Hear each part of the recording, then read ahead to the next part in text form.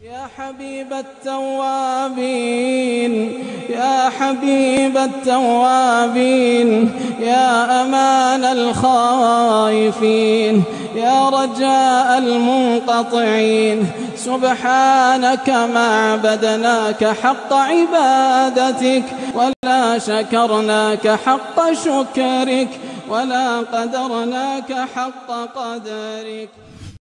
تو ناظرین آئیے اپنے سوالوں کے سلسلے کو شروع کرتے ہیں۔ شیخ محترم، میں جاننا چاہوں گا کہ رمضان کے مہینے میں ہر انسان، ہر مسلمان کے دل میں ایک مسرت، ایک خوشی ہوتی ہے اور ایک عبادت کرنے کا جذبہ بڑھ چڑھ کر ہوتا ہے۔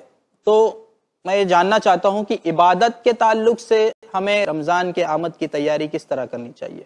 دیکھیے، رمضان المبارک مہینہ جو اپنی ہر ساعت اور اپنی ہر گھڑی خیر و برکات سے لبریز اور ہر طرح سے ایک مسلمان کے لیے خوشی اور مسرت کا دن ہوتا ہے۔ اس کا استقبال ہمیں اسی طریقے سے کرنا چاہیے جس طریقے سے ہمارے ہاں کوئی معزز مہمان جب تشریف لاتا ہے تو ہم اس کے لیے کرتے ہیں۔ مثلا انسان کا جب کوئی عزیز اور بہت ہی زیادہ محترم آدمی اس کے گھر مہمان بنتا ہے تو وہ یہ چاہتا ہے کہ اپنی ساری خوشیاں اور اپنی ساری مسرتیں اس کے حوالے کر دے اور اس کی آمد سے بالکل خوشیوں سے ڈوب جاتا ہے۔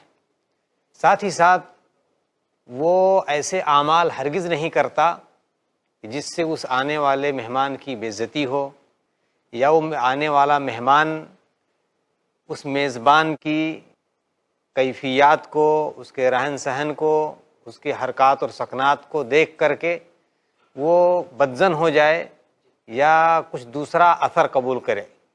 تو ہر آدمی چاہتا ہے بذات خود وہ اپنے آپ کو سنبھال کر کے اور اپنے بچوں کو اس طریقے سے انہیں تربیت دیتا ہے کہ کوئی ایسی حرکت نہیں ہونی چاہیے جس سے مہمان کی شان میں گستاخی ہو۔ جی بالکل ایسی ہی ہمیں چاہیے کہ ہم رمضان المبارک مہینے کا استقبال کریں۔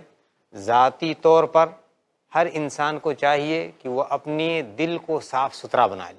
جو شخص آ رہا ہے اس کے دل میں محبت جیسے انسان بھرے ہوئے ہوتا ہے، ایسی رمضان المبارک مہینے کے آمد پر انسان کو اس رمضان کے لیے محبت اور خوشیاں ہونی چاہیے۔